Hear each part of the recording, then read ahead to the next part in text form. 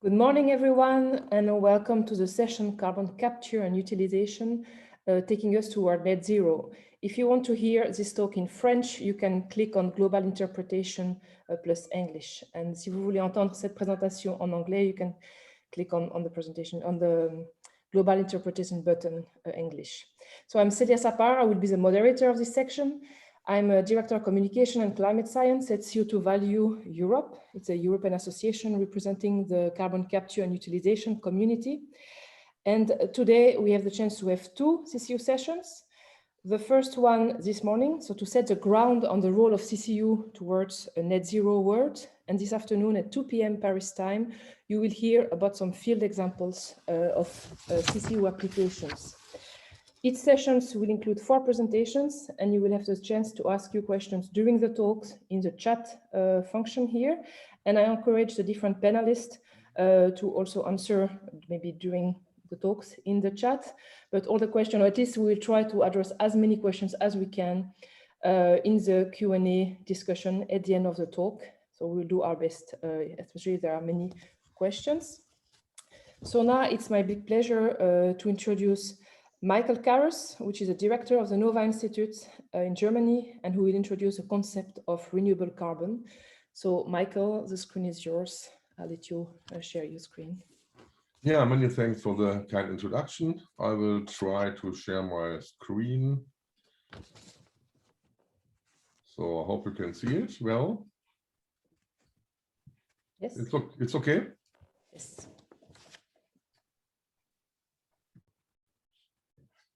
Yeah, my talk is about renewable carbon concept and the renewable carbon initiative. This is an initiative for the chemical and material industry. And first I've introduced with a few slides my company.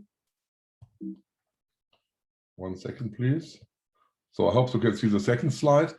Nova Institute is a private independent research institute, research and science-based consultancy. We work in the field of technology and markets, sustainability, especially life cycle assessments, communication, if you have great new products, how to communicate them, and on economy and policy. So we're following in detail the policy in Brussels, but also worldwide. Our clients are many important brands. The brands looking for new sustainable materials, and so they are looking for bio-based, for CO2-based and recycling, and we try to serve the demand. As you see, chemical industry, automotive industry, other consulting companies, and then of official bodies like the Commission or also OECD. But the main focus of our work, our science-based consultancy and research, is for the chemical industry. The chemical industry, from the biggest to the smallest, is in a transformation process, especially in concerning renewable carbon. And though we provide them with a lot of technologies, data, strategies, and some of them I will share today with you. Our market research showing very in-depth information on building blocks, on polymers, bio-based, CO2-based. We have a new one on bio-naphtha and mass balance. So you see biobased.eu/reports is a web page you can find all the reports. Yeah, coming to the concept of renewable carbon, we have 2 major threats and challenges to our planet. It's climate change and biodiversity loss. And both are strongly connected because, as you see today, biodiversity loss is also mainly impacted by climate change. So if we can tackle climate change, also biodiversity loss is not completely stopped, but already strongly reduced. And the key points of renewable carbon concept are the following ones. The first is, if you look to the IPCC data in a little different way than usual, you see that 80% from the greenhouse gas emissions are directly related to additional fossil carbon from the ground. And as I just said, climate change is likely to become one of the most significant drivers of biodiversity loss. So that means to tackle climate change and biodiversity loss, it's so important to look to this 80% fossil carbon coming from the ground. Decarbonization with renewable energies is a good strategy for the energy sector, but no issue for chemicals materials because most of them are based on carbon, just like humans. And there is a lasting need for carbon. That's also important. In the energy sector, you have some biofuels, of course, but most of the fuels you can replace by electricity from solar and wind, by hydrogen, by fuel cells. But in the chemical material sector, this is not possible at all. We have the lasting need for carbon, and this will even increase over the next decades. And so the only way is to phase out the fossil carbon, which is used in chemicals and plastics, and find other carbon sources. Well, the key challenge is to replace the demand for fossil carbon by alternative carbon sources. The equivalent of decarbonization in the energy sector is a transition to renewable carbon in the chemical and material industries. And those alternative carbon sources are biomass, CO2, and recycling. And we call all three of them together renewable carbon. You see here the tree pot, the famous tree pot. It's shared a million times in the world, showing the direction of the chemical and plastic industry for the future, also material industry in general, bio-based, CO2-based, and recycling. And for the first time since the Industrial Revolution, technology allows us to decouple the chemical, plastic, fiber, and other material industries from the use of fossil carbon. If you want to know more details about this concept, there's this background paper for the Renewable Carbon Initiative. It was published in September 2020. You see here the download link, and there you have in-depth analysis what it means and what is also how it can be realized, which political measures are possible, what does it mean to cover the demand by CO2 and solar, for example. All details are in this report here, is free available. And just to give a background to the experts of the energy sector, if we're looking to the chemical sector, about 2/3 of the carbon or the potential CO2 emissions are embedded in the molecules, and only about 1/3 is coming, the emissions come from the production process. And we're tackling in the initiative mainly this embedded carbon in the molecules. We have also a nice definition of renewable carbon developed over the last years. Renewable carbon entails all carbon sources that avoid or substitute the use of any additional fossil carbon from the geosphere. Renewable carbon can come from the atmosphere, biosphere, or technosphere, but not from the geosphere. Renewable carbon circulates between biosphere, atmosphere, or technosphere, creating a carbon circular economy. And here you see our vision for the future. We have on the left-hand side, we have the energy sector, solar, wind, and hydro. Hydrogen as a storage system, as an energy carrier. With this, we can provide almost all demand from the energy sector. You see down also a small pathway to the left, renewable carbon-based fuels. So for sure, for the intermediate time or in aviation, perhaps also for many decades, we have still some carbon-containing fuels, but only for some specific applications, perhaps trucks, long-distance shipping, and aviation.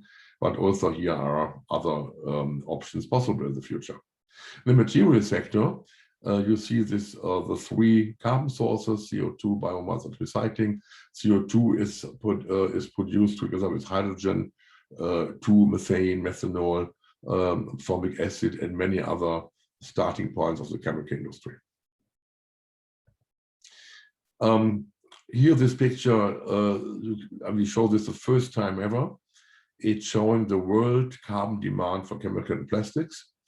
And you see it's about 480 million tons carbon per year. You see the gray part is a part which is covered by fossils, the blue part by recycling, and the green part by bio-based. CO2 base is still too small to see it in this picture here. And it's a long way to go to renewable. All the gray parts have to be replaced by bio CO2 or recycling. Here's one of our scenarios for 2050 in the polymer sector, the plastic sector. You'll see today it's mainly fossil, and in 2050 it could be covered by recycling, of course, including chemical recycling, bio-based and CO2-based. We see CO2 mainly for the bulk chemicals, the mass chemicals, the building blocks for the standard chemical processes. Bio, we see more for dedicated applications where the feedstock is from the structure close to the final product, like some polyamides, also PLA, PHAs, and recycling is the biggest part, including chemical recycling. But of course, you need always some additional carbon, and this has to come from bio and CO2. And the right-hand side, you see some calculations. What does it mean here? For example, to cover this red part by CO2, you need a size of 0.5% of Sahara Desert with photovoltaic. Then we have enough energy to provide this red part here. So that means from a technology point of view, it's possible. Just one look to the polymer, bio-based polymer sector. There are 17 commercial available biopolymers, and they have meanwhile compounded annual growth rate by 8%. So they're growing much faster than the petrochemical polymers. Meanwhile, that's a very good development. If we look into CCU, carbon capture and utilization, here is an overview about the technologies. So the starting point is always CO, sometimes also CO2 and CO and hydrogen. And then we have a lot of different pathways: Fischer-Tropsch synthesis, hydrogenation, electrochemistry, artificial photosynthesis on the left-hand side, and the right-hand side, natural photosynthesis, and bacterial and other microbial systems. We see also on down in this picture here the companies working in this field. So there is a lot of investment going on in this area. When we're looking specific to polymers, I mentioned our polymer report. Then you see also from the polymer sector, the combination CO2 and hydrogen can cover almost all polymers. Standard polymers like PE, PP, PET, PEF is possible, PLA is possible. And also on the top, you see some specific polymers from chemical catalytic reactions. We have syngas pathway, methanol pathway, fermentation pathway, and electrochemistry. So there's also a full range of pathways, and today we see about 40 companies going commercial in this area here, and the total production capacity of CO2-based polymers is today 850,000 tons worldwide. Here's one example. This is a polyethylene bottle completely made from CO2 from Lanzatec in China, via Total in France, and then L'Oréal for this packaging.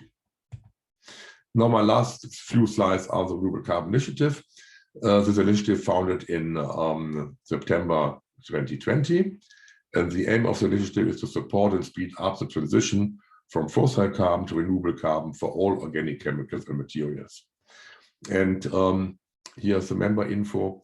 And you see there are a lot of activities going on, advocacy in the political area, shaping the initiative, visibility, working groups, networking, joint research, so many activities. And here you see who is on board.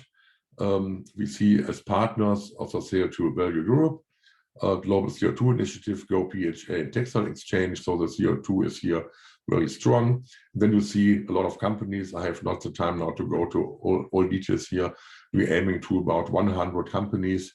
Today we have about 20. We're supporting the initiative strongly to bring this concept on the table in the political area and speed up the process. My last slide is we have tomorrow a big conference on fuels and chemicals, CO2-based fuels and chemicals. You are invited to join. And in May, we have a first time ever renewable material conference. On 3 days, we're showing all chemicals, polymers, and plastics and composites from bio-CO2 and recycling. You are also highly invited to join. And my last slide is the renewable material tree. The future is only renewable carbon, but we have not to miss any of our lovely products from today. Many thanks for your attention. Thank you very much, Michael, for this very insightful and encouraging introduction, showing that the solutions are there. So now we have to work together towards neutrality using CCU. So I remind everyone that you can ask questions in the chat, and we will discuss about it at the end of the talks. And now we will go from the introduction to a more technology talk. So I would like to invite Professor Marco Mazzotti, professor at the Department of Mechanical and Process Engineering at the Etia Geospheric in Switzerland. Professor Mazzotti will now discuss novel carbon capture and utilization technologies. The floor is yours. Thank you very much. And I think you see my slides, right? Yes. I'm going to present a report that was published by SAPEA, Science Advice for Policy by European Academies, a little less than 2 years ago. You find the report here, and you find here the list of the members of the working group that prepared this report with the support of SAPEA. And we did this for the European Commission, particularly for the scientific advisory mechanism unit that, as the name says, advises the European Commission on scientific topics. My presentation has 4 chapters. I will talk about the CCU system first. Then I will talk about how we can efficiently use renewable energy systems in delivering energy services. Then I will discuss carbon balances of different technology chains, and I will conclude with some ideas about what innovation is needed in this area. Just a second. Okay, first of all, sorry. Give me 1 second. I need to get rid of something here. Yes. So we need to analyze and to understand what impact on climate change can CCU have. We need to understand that CCU is a system consisting at least of 4 steps. The first is the capture of CO2 that is then converted to a carbon-rich product, typically in a reduced form. Then the product is utilized, producing a waste that typically, at the end of the life, it will imply emission of CO2. Now, the conversion of CO2 to a carbon-rich product involves a certain amount of energy. This has to be kept in mind, and I will come back to this. And CO2 conversion per se can be subdivided in 3 steps. First of all, the renewable energy has to be harvested, and it should in principle be carbon-free. Power will be used to synthesize hydrogen that in most cases is needed as a reactant together with CO2 to form the carbon-rich product, such as the ones mentioned by Michael Carus a few minutes ago. Now, in preparing this report, we had to answer or to consider the objectives that the potential role of CCU that the European Commission was seeing. And they're listed here, essentially climate change objectives, the objective to support the development of a circular economy. In my slides, you will see the O economy versus the L economy, the linear economy. Energy security and deployment of renewable energy systems, and the evolution of CO2 capture systems. So CCU is seen as providing support to all these 4 thrusts. The view of the working group that they prepared the report was that we should focus on societal services. So what we care about is power generation and distribution, fuels and power for transport, long-term, long-range storage of renewable energies, and industrial products and materials. These are the services that any industrial system has to provide. And then we have to appreciate how CCU can play a role to provide these services and what the corresponding impact on the climate is. And we have focused on 3 cycles that are crucial: energy cycle, the carbon cycle, and material cycles. And I'm going to talk about the first two. So the first point is, how can we use efficiently renewable energy in delivering services? And I consider two services: power generation and distribution, and mobility. Mobility, short range cars, let's say, and long range ships and aircrafts. And the starting point is a unit of renewable electricity, possibly carbon-free. How can we use this best to provide these services? Well, directly providing electricity to the grid with an efficiency which is about 100%, or storing it for a short time in batteries to power, for example, electrical vehicles with an efficiency of about 80%. This is the round trip efficiency. Alternatively, we can use this electricity to synthesize hydrogen from water through electrolysis and store this electricity in a chemical fuel. This can be used either in hydrogen vehicles with an overall efficiency of about 40%, or as a way to store electricity and make it available when the renewable source is not available. When hydrogen is used to generate power, so that would be a power to hydrogen to power scheme, the overall efficiency is about 45%. And finally, we could use this hydrogen together with CO2 from some source and additional renewables to make a synthetic carbon-rich fuel. Methane here as an example, but it could be methanol. When we use this carbon-based synthetic fuel for propulsion, we have an overall efficiency that is 15% or less. When you use this natural gas to generate power again, because of the high efficiency of gas-fired turbines, we have an overall efficiency of 35%. This would be a scheme, power to methane to power. But of course, the problem, or one of the problems, is that once we use these synthetic fuels, CO2 will be emitted to the atmosphere, right? So, as a conclusion, we think that there will be an energy mix in the future consisting of electricity directly used, or hydrogen, or carbon-based synthetic fuels. We have to keep in mind that because of this loss of efficiency, we will face a situation like this. Let's take road transport as an example. In 2015, the EU28 used for road transport 3.5 petawatt hour of energy. At the time, the total installed capacity of renewable electricity was 2.5, so 2/3 of the need for road transport. Now, how can we fulfill these needs using renewable electricity? If we use the electrical cars, we would need 4.5 petawatt hour instead of 3.5 because of the efficiency of 80%. If we used hydrogen, we would need 9 petawatt hour of renewable electricity installed in order to provide this service. And if we went all the way to synthetic carbon-based fuels, we would need 24 petawatt hour to fulfill this need and to provide this service that is 10 times the installed capacity of renewable electricity at that time. Just to put it in perspective. I would like to mention a recent paper from my group where we have looked into these aspects with more detail and with a broader range of cases. Now, let me come to the third part of the presentation on carbon balances, because in order to evaluate the impact on the climate, we need to understand where the carbon ends up.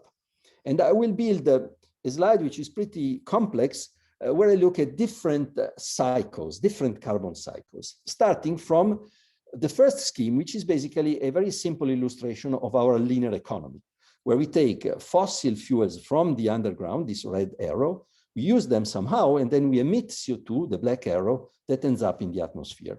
So that's our society. We pump carbon from the subsurface to the atmosphere, causing global climate change. Now, the blue boxes, these two blue boxes represent a functional unit. So a unit that delivers a service starting from a carbon-rich feedstock, so reduced form of carbon, that is processed to form a carbon-rich product that is then utilized. And then let's say typical end-of-life emission is CO2. But in the process, of course, we provide the service that is needed by the society. So when we have this, solid blue box, I'm implying that the utilization of carbon is leads to centralize the CO2 emissions, like in a cement plant, for example, or in an industrial plant or in a power plant. So the CO2 can be captured, and these are some examples. When the box is open, it means that the use of carbon, like for example in a gasoline in a car, leads to distributed CO2 emissions that cannot be captured directly. They can be captured maybe a posteriori from air. So that's the distinction I'm making.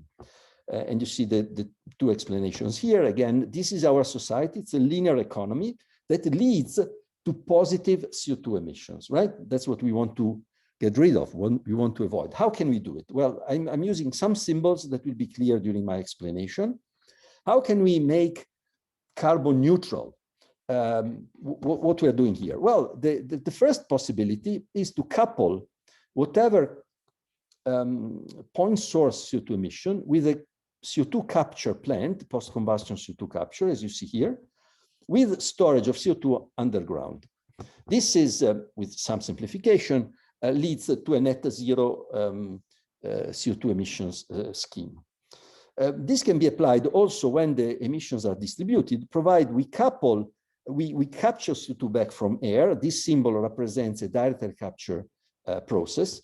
This needs some power, but some energy. But after storing the CO2 underground, leads again to a net zero cycle. Can we do the same by using CCU? Well, yes and no. First, let me show you a scheme that doesn't work. This scheme is where we take, for example, an industrial plant, we capture CO2 or a power plant fired with natural gas. CO2 is captured at the stack, and then it's used in a CO2 conversion plant where we need an input of electricity, as I described it before, to generate, for example, a synthetic fuel that is then used in a vehicle with CO2 that is emitted. So the benefit to the climate of this is not there because CO2 is in the end emitted again.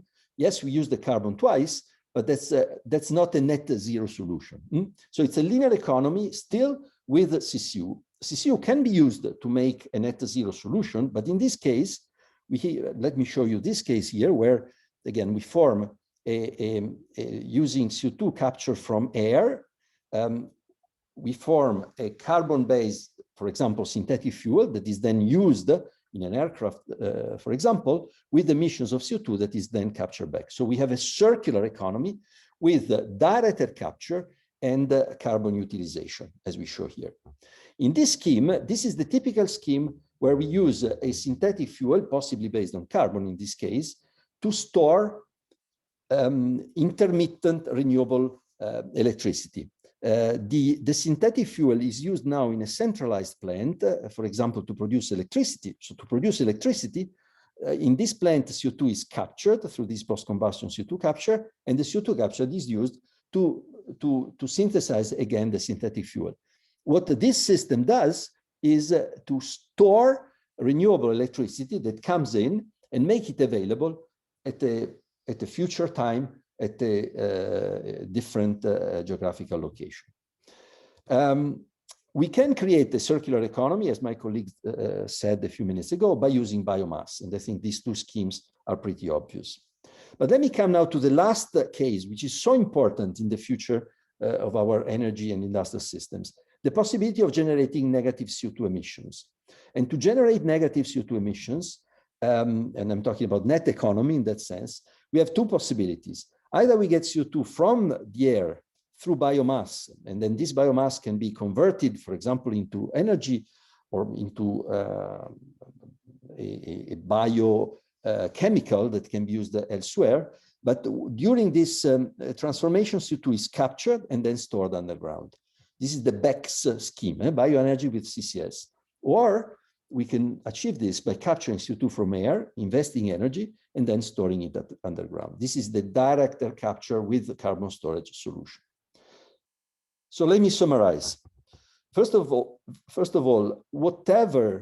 whenever we use, so-called carbon-free renewables, this has to be assessed through life cycle analysis because there is no carbon-free electricity. We have seen that utilization of capture and utilization of carbon is neither sufficient nor needed for a circular economy, while CO2 capture is needed. CO2 storage is necessary, CO2 storage underground, for negative emission technologies. And anyways, since these are complex value chains, we need a full life cycle analysis to allocate CO2 emissions to the different stakeholders. And here I give some reasons why a simplified system analysis is very important, this is a simplified system analysis, which is a prerequisite to look at solutions that make sense from a climate perspective and analyze them in more detail.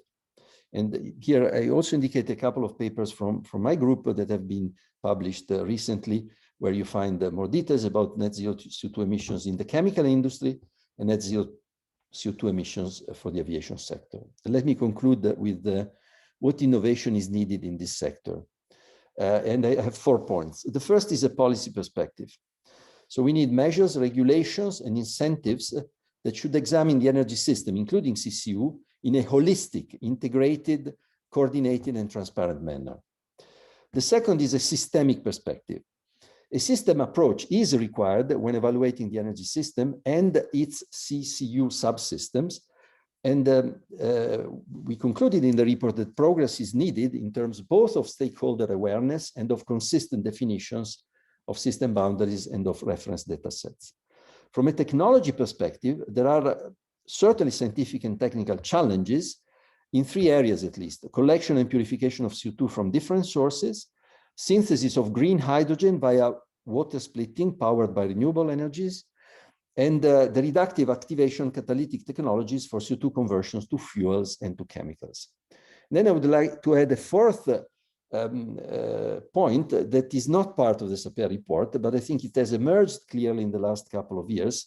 It's a network perspective. Whatever we want to do with CO2, we need to connect the CO2 sources with the CO2 sinks. They can be permanent underground or temporary in a chemical product.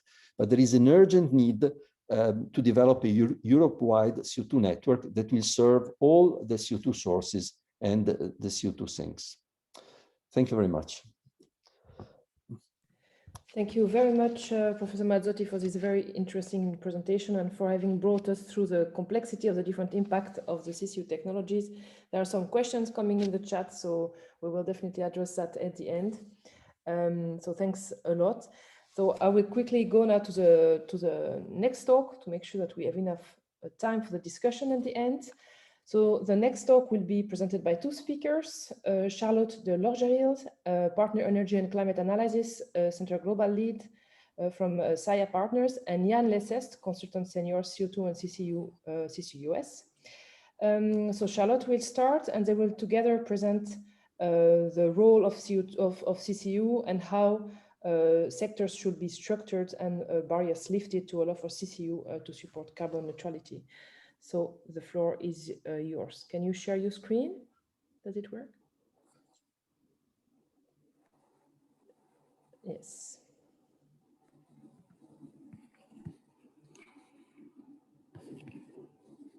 Bonjour à tous. Donc dans cette présentation, pour compléter les good morning, everybody. In this presentation, to add information to the 2 previous presentations, we're going to give you a market view of things. As you can see, Jan and myself, we're going to perform a summary of one of the latest studies that has been carried out by one of our partners concerning the new uses for CO2. So to get the ball rolling and also to round off what has been said in the previous presentations, I'd like to remind those present that the technologies for capturing and storing CO2 play a major role in the energy transition process. And this is why our energy team and our environmental team has shown a particular interest in this subject very early on. A few key messages for my introduction. First of all, let me stress that for numerous industrial sectors, these CCU technologies account for one of the decarbonisation options that is the cheapest. So it would see that it's an area that will be privileged. And if we are to quote an example, we could talk about methane and steam coupled with CO2, and the fact that this today makes it possible to obtain a low carbon hydrogen that is 2 to 5 times cheaper than the type of hydrogen that we would tend to find on the market normally. So this is quite considerable. It's a very important aspect.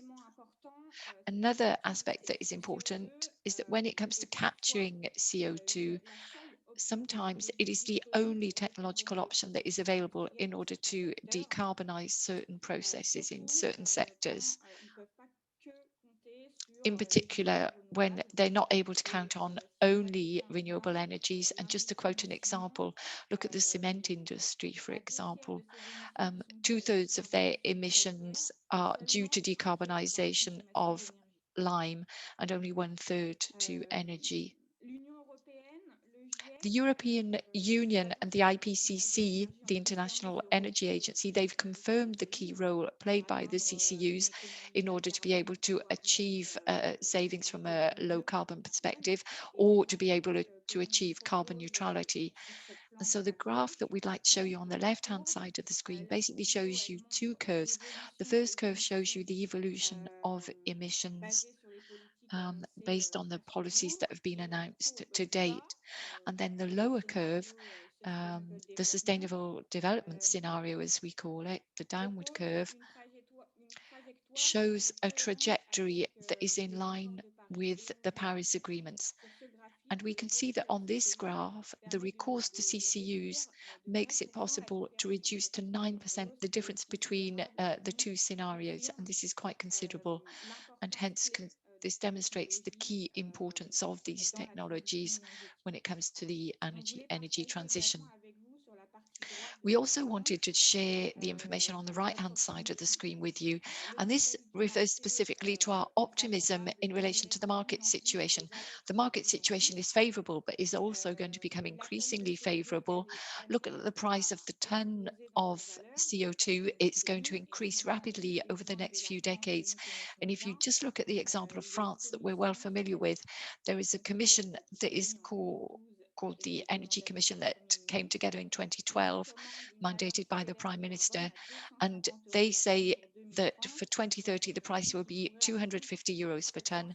And as you can see on the graph, by 2050, it could amount to 775, and in 2040, 500. So this will play a major role when it comes to the competitiveness of this sector.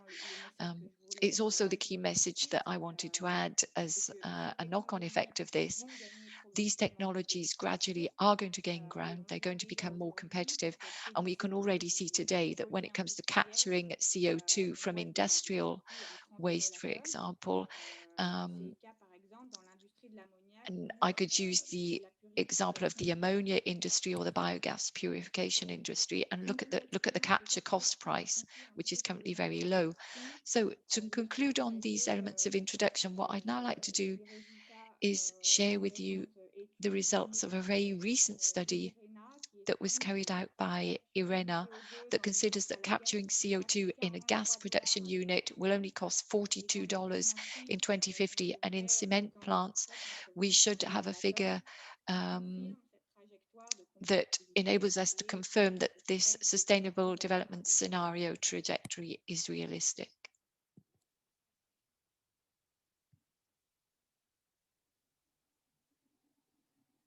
Yann, on t'entend pas. Yann, we're not able to hear you. Microphone, please. I do apologize. I deactivated my microphone. Thank you very much. I will continue. I'd now like to present to you in a simplified manner the way in which the different CCU chains are structured in France. And I'll give you the outlook for the next few decades. Let me add that obviously what I'm going to present to you for the moment corresponds to the French context. If we were to take into account other geographic areas, then potentially the situation could be slightly different. So So currently we're talking about CO2 that is captured in industrial sites where we find high concentrations, and this hence enables us to have capture prices that are very, very low. This is the case in France for ammonia, hydrogen and bioethanol production plants. In the near future, when we look to massify the CCU chain, the use of all of this leverage as a tool for energy transition potentially should enable us to develop quite considerably and capture CO2 in totally new areas, but where the CO2 concentrations will be lower. We could talk about the energy sector, gas, biogas, for example, also wood fuel plants, or even refineries. Charlotte also mentioned the example of cement plants. It's important to note that exhaust gas from cement plants accounts for between 15 to 30% of CO2 emissions, whereas in an ammonia plant, for example, in certain cases, we can have approximately 100% of CO2 contained in the fumes. So we can see very clearly here that the technical challenges vary from one site to another, and so the approach to the capture has to vary as well. Next, potentially within the scope of our development of the circular economy, we could imagine having what we call decentralized sources, sites where we're able to capture CO2. Let's use the example of biomethane. We obtain it today by purifying biogas, and as a result, this product potentially could be captured, which is not the case today. But the quantities would, of course, be a lot lower than what we've been talking about. To give you a rough idea, we consider that a production unit for biomethane would have the capacity to produce 250 cubic meters an hour. This corresponds to the average sized plant. So such a plant would produce approximately 2,500 tons of CO2 a year. So here we're talking about a very different scale if I compare with what we talked about in relation to industrial sites, such as the ammonia production plants. Let's move on now to the logistics side of things. CO2 at the moment travels via consumers in a wide variety of ways, with liquid gas, etc., as we've said, and also as dry ice. As we've said, the considerable increase in the amount of CO2 that needs to be transported and the multiplication of the number of capture sites means that we could potentially envisage in the long run that we could develop transport via pipelines, very much like what is done at the current time for natural gas. And along the same lines of creating positive loop, territorial loop circular economies, CO2 additionally, well, the sites for consuming, for eating up the CO2 could be very close to the CO2 capture sites, particularly in the farming world, when it's a question of valorizing the CO2 to make it into methane-based products, for example. A great deal of the CO2 in this case could be recovered. Let's now have a look at the valorization part of things. What we suggest in the bottom left-hand corner are just a few uses potentially for the CO2. First of you can look at our study back in 2017 that goes into detail on the niche markets for CO2 usage at the current time. There are a wide variety of uses, mainly, as I said, for niche markets, but with an outlook whereby we believe we could broaden the markets quite considerably. You've got the example of using CO2 for growing plants in a greenhouse, for the carbonation of beverages, for food preservation, and also for water treatment. In the near future, we believe that there's a wide range of new uses for CCU that should enable us to manufacture large quantities of products that currently are manufactured using hydrocarbons. This is the case for certain products from the chemical and energy sectors. As we've already said earlier on, we could produce synthetic methane using CO2, what we call e-fuels as well, more generally speaking, ammonia and so on and so forth, and also methanol, notwithstanding the fact that we could set up molecule platforms for ethanol or other products too.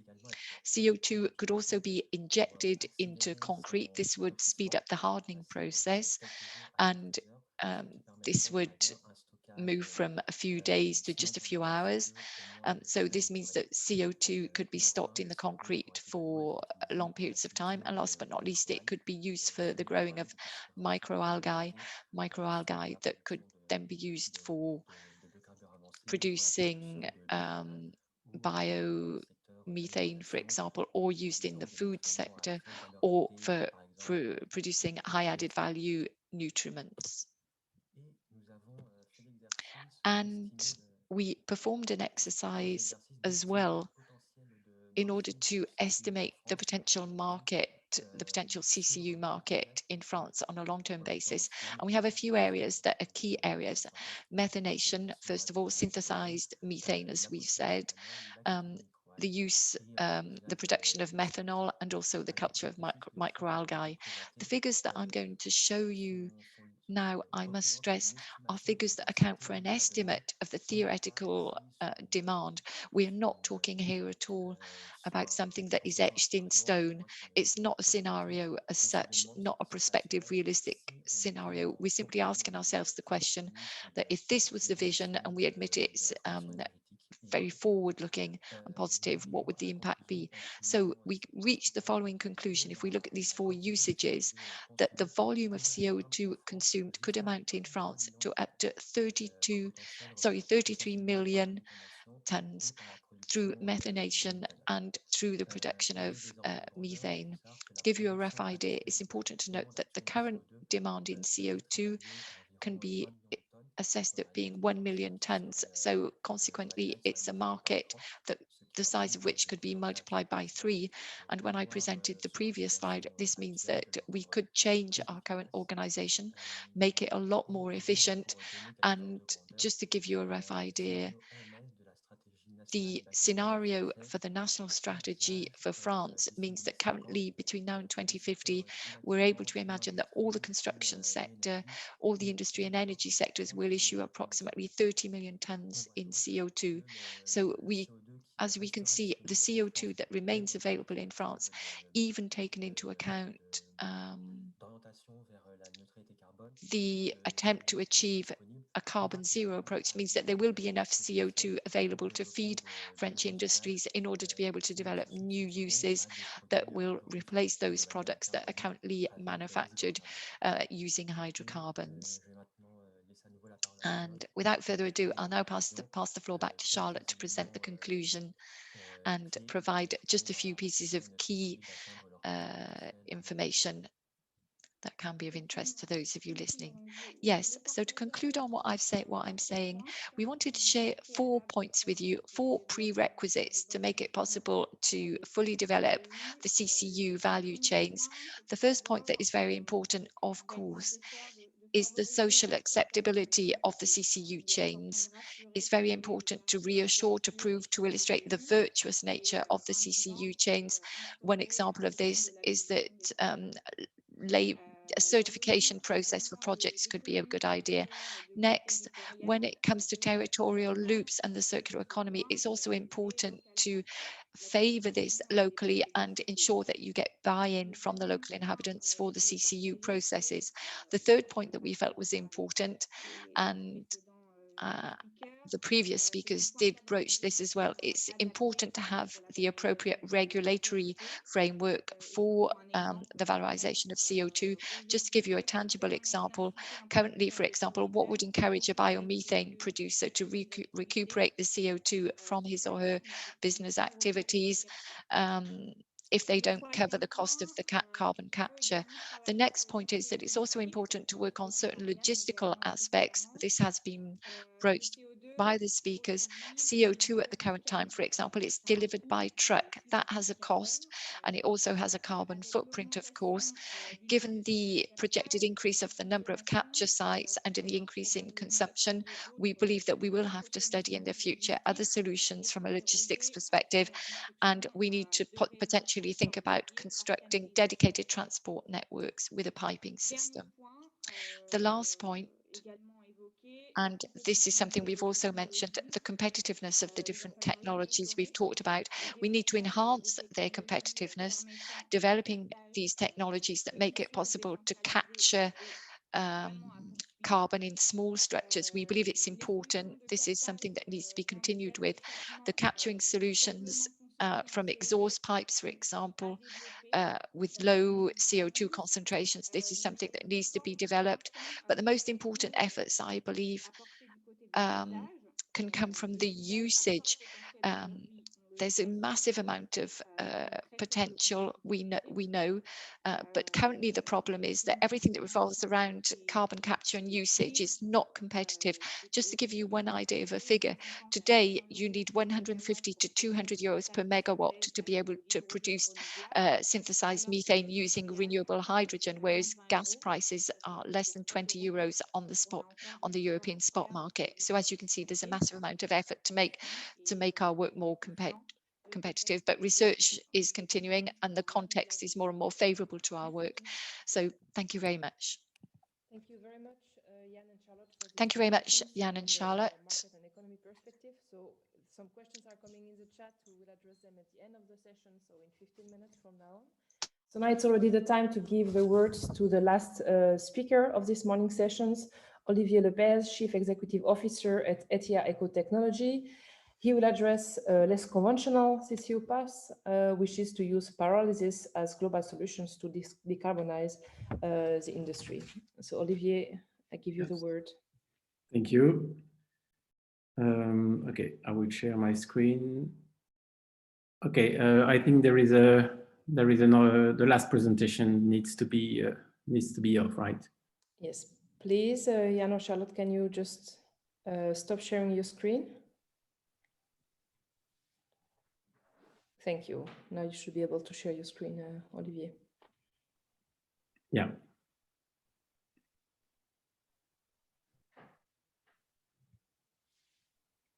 Okay, so do you see my screen? Yes, but maybe you can put it in full screen. Sure. If it's possible. Yeah. Please. Is it better? Yes, thank you. Okay, thank you. So just to introduce our group, so I am the co-founder and president of Etia. It's a French company that we have founded 30 years ago and which is specialized in ecotechnology for land-based. We are now belong to a larger group, a Norwegian group, VO, with many subsidiaries. So we are a group listed in Oslo Stock Exchange. And we are focusing on reducing CO2 emission by valorization of waste.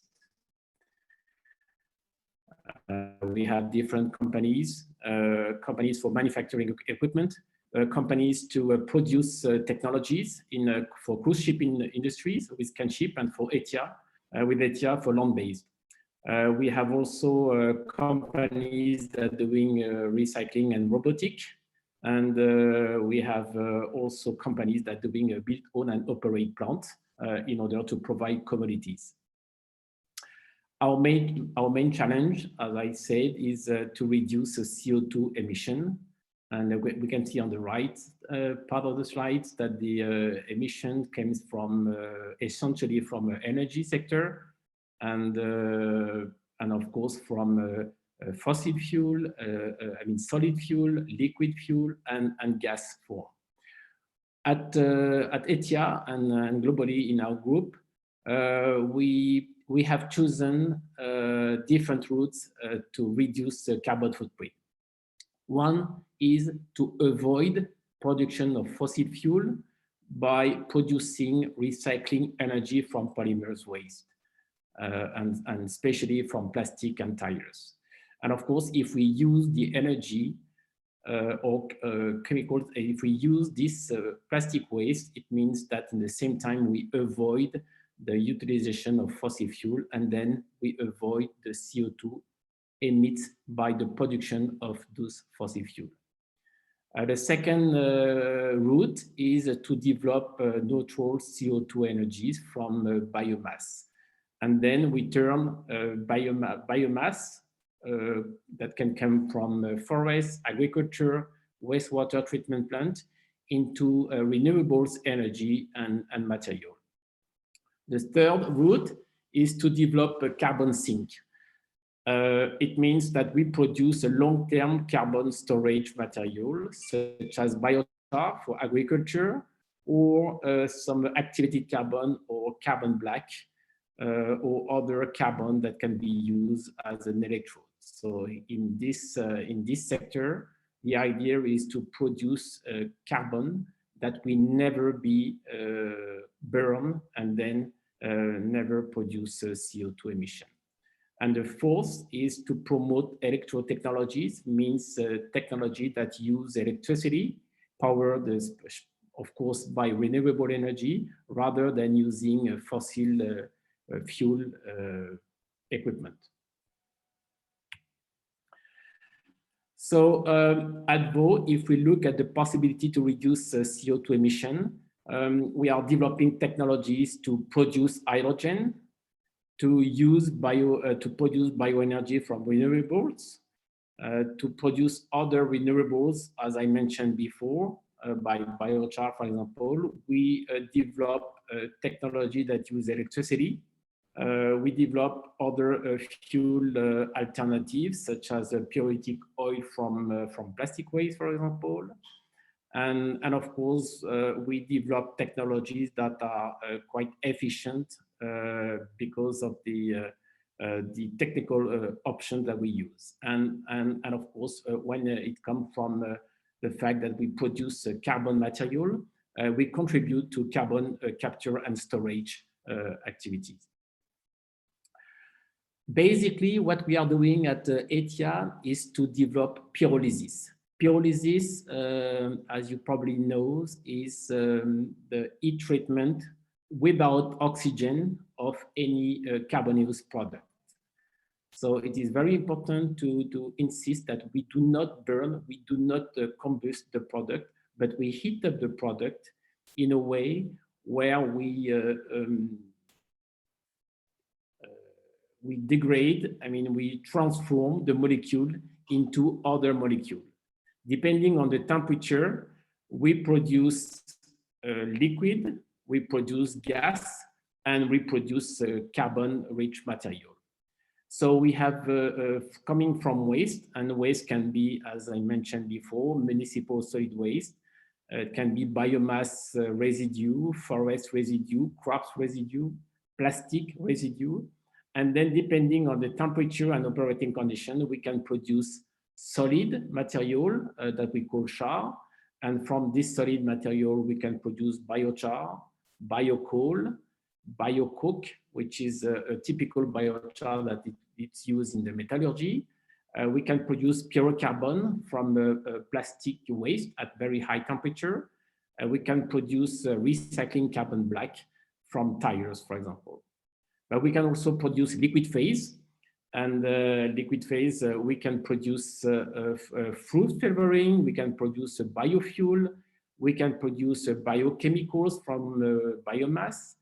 We can even produce herbicide, natural herbicide from biomass, and we can produce, of course, chemical-based product from biogenic material or from plastic waste.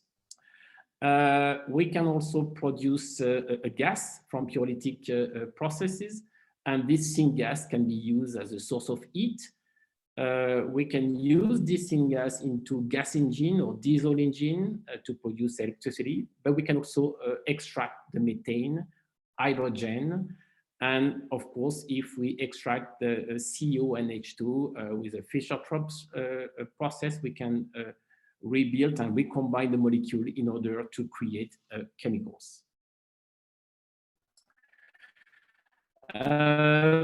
This example of a business model that we are doing by using waste to produce fuels, alternative fuels to produce renewables and carbon material.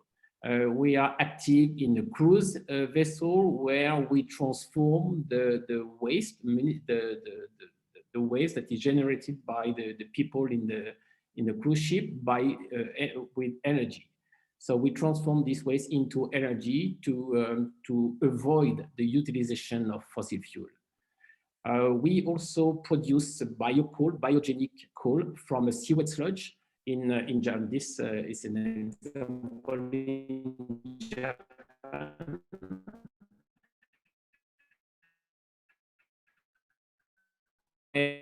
Is to substitute fossil fuel in a coal plant and then produce renewable electricity.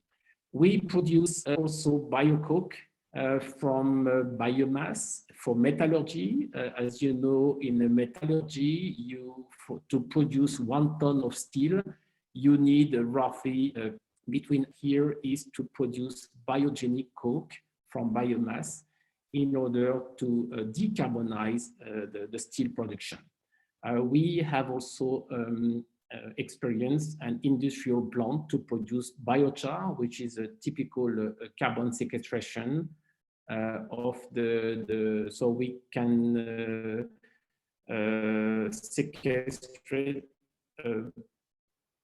roughly 250 kilograms of carbon per ton of biomass that become what also to improve the soil amendment. We produce biogenic material and chemicals from biomass, and we are also developing hydrogen and methane from biogenic material, but also from plastic waste.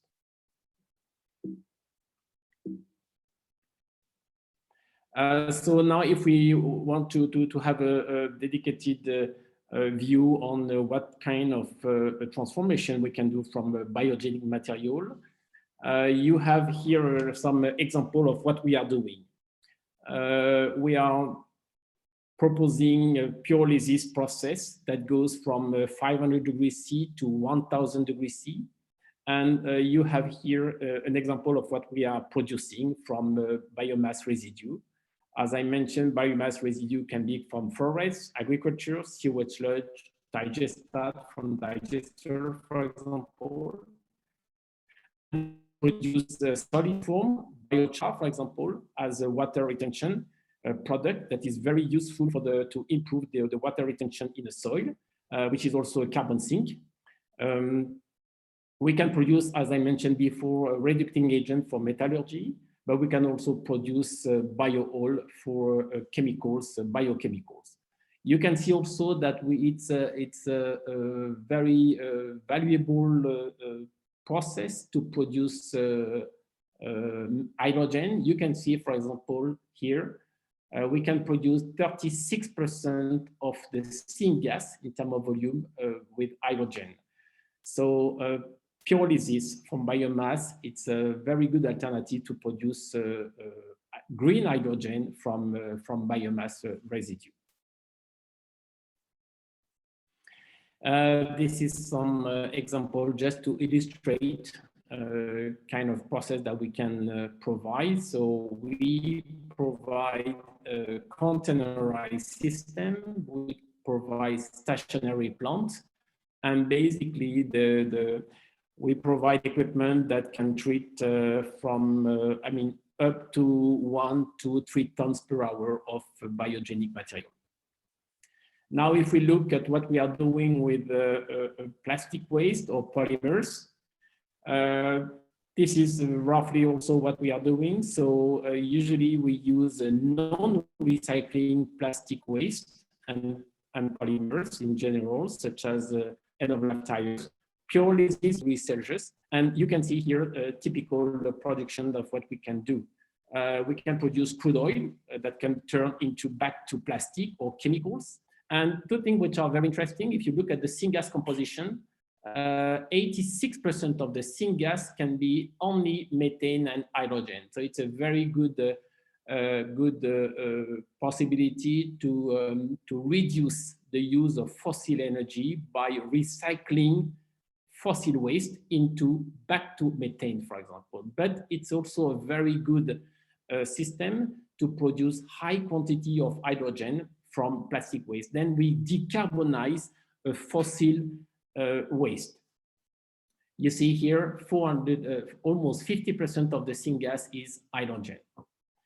But also, it's also very good possibility to capture carbon from plastic waste into what we call pure carbon at very high temperature. And you see that we make kind of a graph structure of carbon, where of course the usage will not be to turn back to fossil, to fuels, but to have much more added value material, such as activated carbon, carbon black, or even a graphitic form of carbon that could be used in electrode, for example.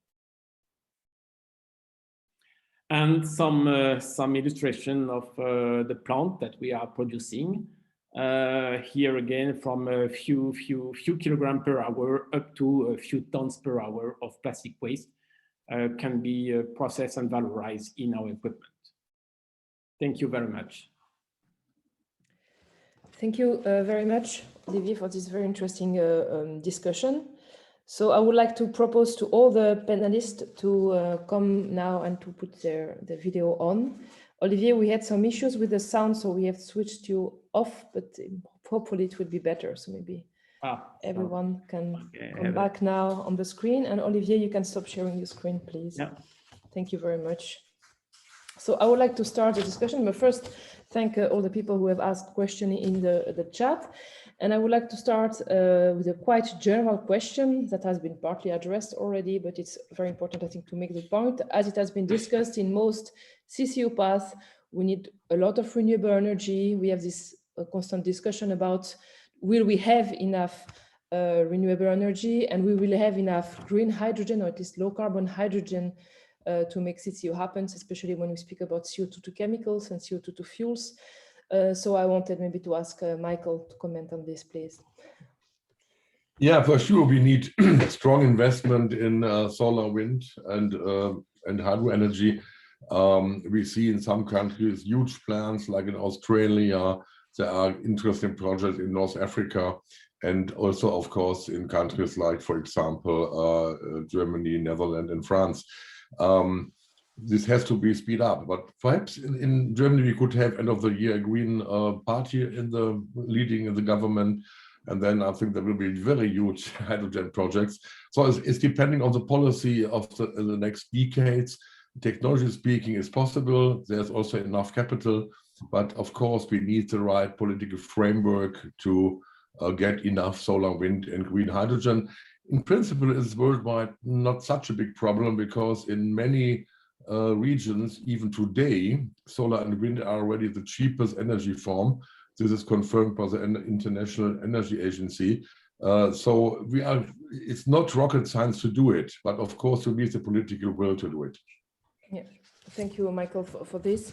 And I think there are differences between different countries also, especially when we speak about making chemicals out of CO2, about the energy intensity. Marco, you would like to comment on this? Yes, can I show a slide? Yes, please. Great. So I would like to pick up what Michael said, with a concrete example of how to make carbon neutral methanol. Today we start from fossil fuels and we make methanol, we use it and emit CO2. If we want to make net zero, we can recapture the CO2 from air and store it underground. That's a net zero cycle based on direct air capture and CCS. We can also reuse the CO2. We have to capture it from air. We use the CO2, but we need a huge amount of electricity here to form this, let's say, synthetic generated methanol from CO2. The third alternative is to do biomethanol. And if you look at the energy requirements for the different solutions, this is a bit messed up, but you see the bars. Essentially, the purple bar is electricity. And you see for the solution with CCU, we need a huge amount of electricity with respect to the solution with the CCS. And if we now project it, the other problem is land use, of course, that penalizes the bio route very much. But I want to show you this final diagram here. So this is now a diagram where we see the emissions of CO2 associated to the production of methanol, depending on the carbon intensity of electricity. And in the case of biomethanol, or the route based on CCS and direct air capture, that do not depend much on electricity, the increase of emissions with the carbon intensity is moderate, and the emissions remain below our current technology, which is business as usual. But when we implement CCU, because of this demand for clean hydrogen, we have a huge amount of electricity that makes the CO2 emissions as a function of carbon intensity grow very fast.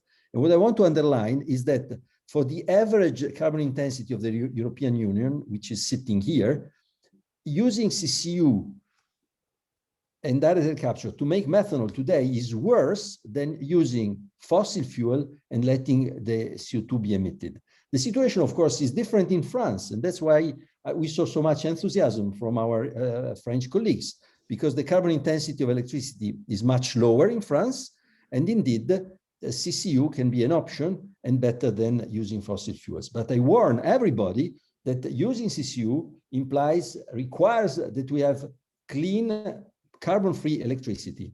And I disagree with Michael that we will have a lot of it, because we need a lot of carbon-free electricity to replace the sources of electricity that are fossil-based, which are worldwide very, very important. That was my comment. Thank you, Marco.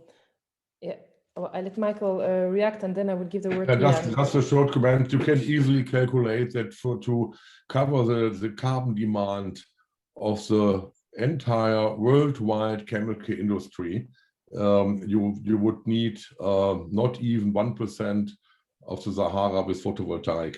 That can easily be calculated, and I have all losses in the calculation. From technology speaking, there is no problem provided. Of course, you need huge investment, but this is only a political question. And we see more and more that also the politicians and also the big international brands make a lot of power on the supply chains to go away from fossil carbon. So I think that is really realistic to do that, but you need the political decision, of course. But from the technology, it's no problem. Yeah. So the question is really to create a favorable policy framework to allow for the deployment of CCU. This is a key message there. Jan, would you like to react on the comment of Marco? Yes, and if I can, I would like to answer in French. If yes, no problem, okay, it's fine. Yeah. Oui, donc je suis entièrement d'accord. So I completely agree.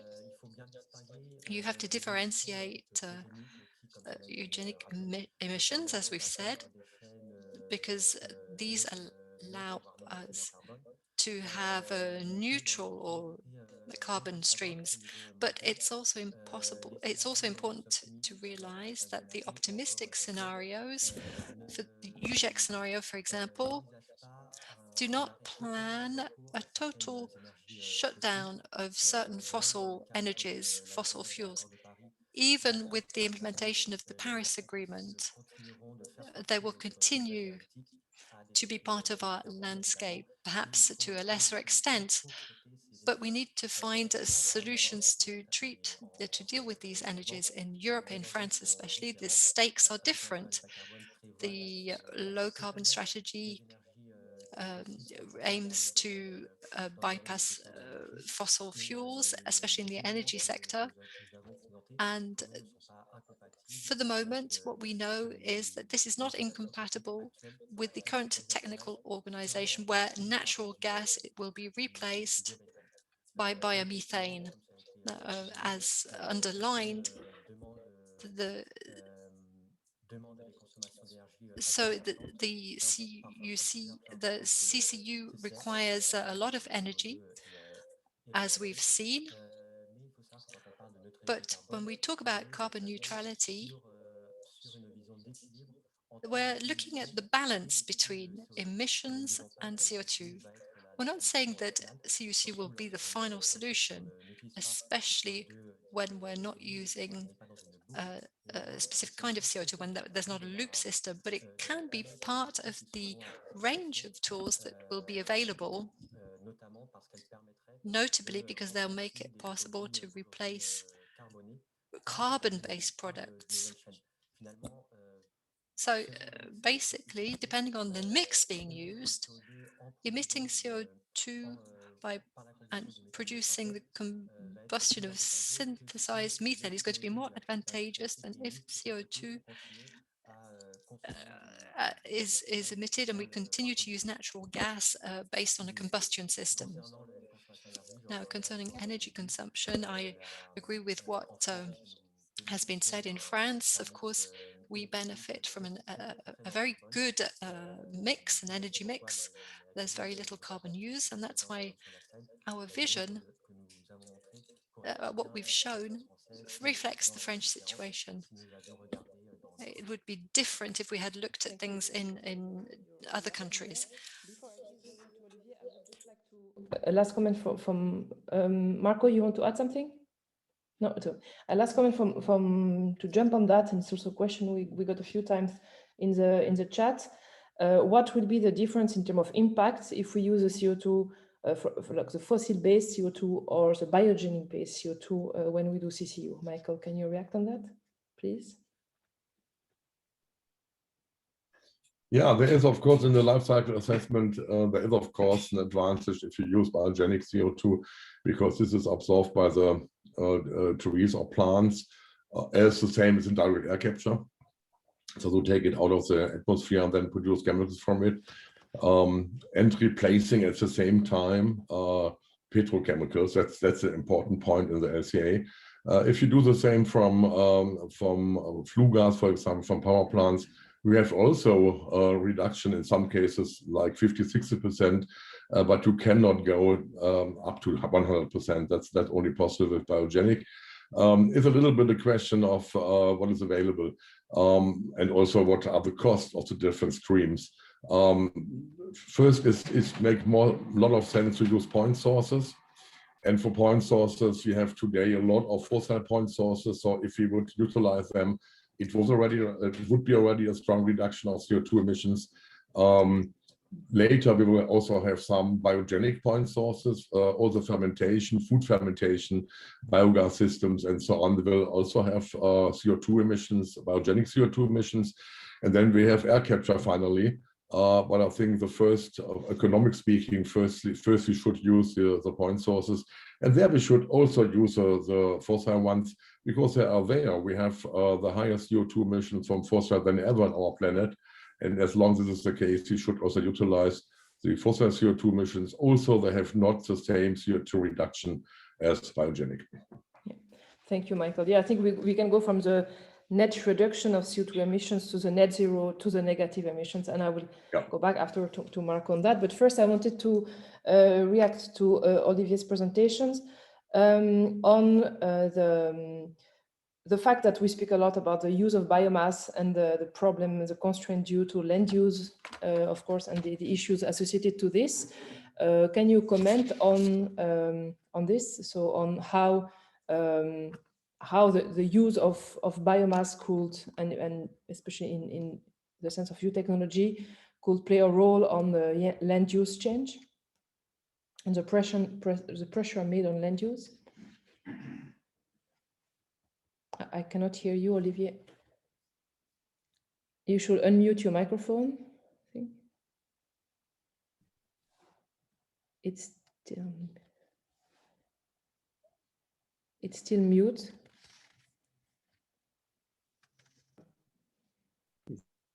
Now I can hear you. Okay. Yeah. Yeah. Yes. So yes, of course, use of biomass can be very interesting, but it's also a problem of competition with the feedstock. Wood biomass, for example, can be very useful, but as soon as we do not deforest our land, so it's always important to be very careful on how we use the biomass. What kind of biomass do we use, and what are the consequences on the forest, on the agriculture? So this is very, very, very important. So on all of our applications, for example, we always make sure that we never degrade the forest. For example, when we have for example, we have a very big project in Norway where we would produce biocoke for metallurgy, and of course the one of the very first thing that we have done during the study and the engineering of this project is to consider the impact, if there is an impact on the current forest situation in Norway. And of course the answer was not, because we always make sure that we use the resources that is only we are always under the limitation of the growing forest ratio. Okay, thank you. And can you comment on what are the most promising type of biocarbon like that could be used in a short term now, and that could have the highest impact on mitigating climate change, mitigating CO2 emissions? For me, the one of the most promising biocarbon use is biochar for soil. Okay. Definitely, because it's a real carbon sink, very long-term carbon storage. We are talking about a few hundred years or probably 1,000 years. It gives to the soil a very good water retention capacity, and we have done. I mean, there's a lot of literature on that, and we have done our own test. We are the first company in France to have homologate biochar as a soil amendment and water retention in France. So it's a very good carbon sink. It's a carbon capture. It's CO2 avoided. It's a carbon. It's a soil amendment. Very helpful. It's really a good response to climate change regarding the dryness of the soil and the problem with agriculture. So definitely for me, biochar is a very good product. Very good bio. Okay. There is many others, but this one is very interesting. Thank you. And making the link that storing CO2 in a material. So one thing we didn't discuss really today is storing CO2 via mineralization in building materials. And it can be a way to create negative emissions. And Marco, in your presentation, you have not shown that. And I wanted your comment on what could be the impact of storing CO2 from the atmosphere. So using direct air capture with mineralization, so mineralizing CO2 into building materials. So what could be the impact of this? If you can comment. Well, it's certainly an interesting option. Actually, there is a spin-off from my lab, the Neustark, that does this. So I certainly believe it's an important route, and potential in terms of quantities. Frankly, it's a bit difficult to judge because, of course, the amount of cement we use is huge. But you cannot. I mean, you can use CO2 to make concrete. But we are not at levels where you can really make a concrete carbon neutral in this way. Not yet, but hopefully this technology will improve. But it's certainly a valuable route. I think the technology of CO2 to mineralization exists, and it's already at a commercial scale. But it's a fact of using direct air capture that is not yet maybe. I think it's technology ready, but not, again, we need some improvement there and a better framework to allow for it. But, you know, there are other sources of biogenic CO2, as Michael mentioned, that are actually easier. For example, biogas upgrading plants. Yeah. And you know, the applications in concrete, for example, they are not large scale. So you can couple a biogas plant that emits maybe 5,000-6,000 tons of CO2 per year, and with a concrete plant that might use 2,000, 3,000 tons. So it's one has to look at, there is a lot of biogenic CO2 in waste, in municipal waste, in biogas, in pulp and paper industry. We need to exploit this. That's crucial. And then, of course, the data capture will come. Yeah, that's good. I think it's an important point that has been also showed by the report presented by Zedena some months ago, that now we are focusing more on the source emissions, and with time we will focus more and more on the direct air capture when we also want to reach negative emissions. Now, I think to Michael, do you want to comment? Yeah, I have a short comment on concrete. It's really depending on the process. In some cases, we emit burning the concrete, we emit a lot of CO2, and later we absorb it again. And in some cases, it's different. So we have really have a close look in the LCA on the full production process of these concretes, what they're really saving finally. That's not so trivial. Yeah. Okay. Thank you for this comment. And I would like now to conclude in the next few minutes, and I would like to give the word to Jan and to Charlotte. I'm not sure if Charlotte is there, so Jan, you see if you want to answer that. But the question often comes about what is the price of CO2 that we will need to make CCU happen? Can you comment and discuss maybe also in your questions, what are the key constraints and what are the key actions that should be taken now to allow for the CCU deployment in France, but also maybe giving a bigger picture? You can answer it French, of course. Alors, c'est une question assez difficile à répondre. Je pense que... It's quite difficult to answer this question. First of all, you have to keep in mind a specific notion. In other words, in our fight against climate change, we're going to have to deploy different solutions to so that we're not emitting CO2 into the air. And we'll start with what's most simple. So solutions that are in the right place. So if we go back to the introductory slide that I showed, we looked at the carbon value that we're going to have to use to assess the efficacy of policies. This means that we consider that it's a good idea to pay to find solutions for CO2 costing 250 euros per ton. Based on this logic, this can be implemented within different CUC chains. When we talk about CUC and CCS, we're talking about different things. We can capture CO2 at less than 30 euros per ton. This is the case for cement works, where we can even go to 100. There's air capture as well. These techniques, we believe, cost between 300 and 600 per ton, and we could go down to 50 per ton between now and 2050. So we can see that for implementing these techniques, we need to have a price that exceeds several hundred euros. So we're already capturing CO2 for commercial uses for certain industries where there are a lot of emissions.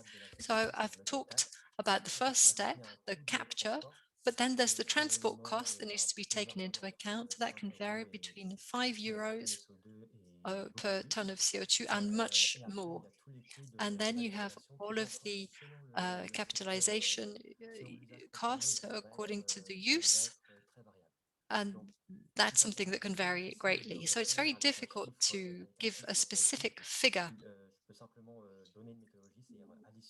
So you just have to add the different costs of components, transport, and reuse. And then, of course, it depends what industry, what sector we're talking about, what is the value. Thank you very much. Thank you very much for this answer. And let's switch language. And I think, yeah, it's a very important point. And maybe also something that we didn't really talk about, it's the fact of making industrial symbiosis to decrease also the amount of transport. So to think about how we can create an industry where CCU can be implemented. And we have more and more also industrial symbiosis around CCU. And this is also the way forward. So as the time has come, I would like to thank you again, all the speakers very much. I think it has been a very interesting session. I'm sorry we could not answer all the questions from the chat. We will try to answer it in another way, and maybe you will get some answer in the session of this afternoon. So in 1 hour, we'll reconvene to speak about like the field examples related to CCU. So you will be very welcome there. So thank you again very much to all the speakers, and have a very nice afternoon. And I hope to see many of you in 1 hour for the next session. Have a very nice afternoon. Thank you. Thank you.